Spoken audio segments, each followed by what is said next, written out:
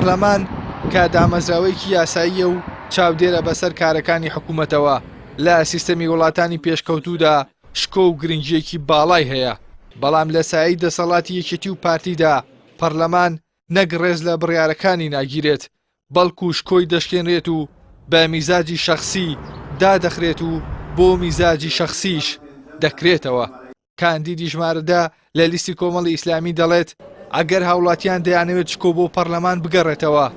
با چی دیکە دەنگ بە یەکێتی و پارتی نەدەن.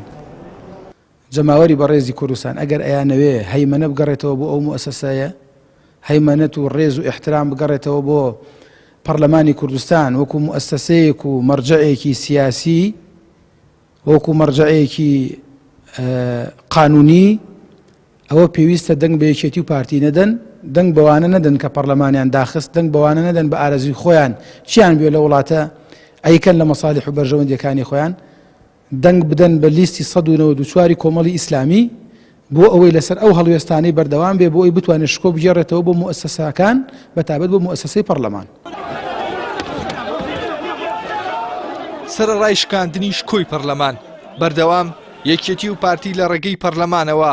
گەندەڵی و بە هەدەردانی داهاتیان بە یاسا کردووە، 2 موچە و 3 موچە و بندیوار و خانەنشینی نایاساییش نمونەیەکی زیندون.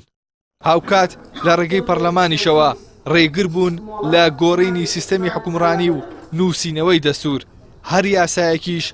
لە بەرژەوەندی دەسەڵات و بنەماڵەکانیاندا نەبوو بێت، ڕێگر بوون لە پەسەندکردنی و هەر یاسایەکیش لە بەرژەوەندی یەکێتی و پارتیدا بوو بێت، بە زۆرینەی دەنگ و بە چەپڵە ڕێزان تێیان پەڕاندووە.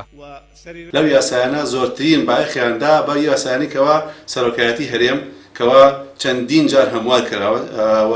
درێژ کراوەتەوە و هەروەها تعلیق کراوە، پاشان یاساکانی ئەنجومەنی وەزیران تا ئێستا 10 جار هەموار کراوەتەوە، واتە ئەو یاسایانی کەوا لە پەرلەمان دەرچووە یاسای چاکن، یاسای باشن، بەڵام ئەو یاسایانی کەوا لە خزمەتی خەڵکە ئەم دەسەڵاتە جێبەجێ ناکە، ئەو یاسایانی کەوا لە دژی خەڵکایە جێبەجێیەکە. پێویستە ئێمە ئەگەر متمانی خەڵکمان بەدەستهێنا هەوڵدێن بۆ جێبەجێکردنی ئەو یاسایانە.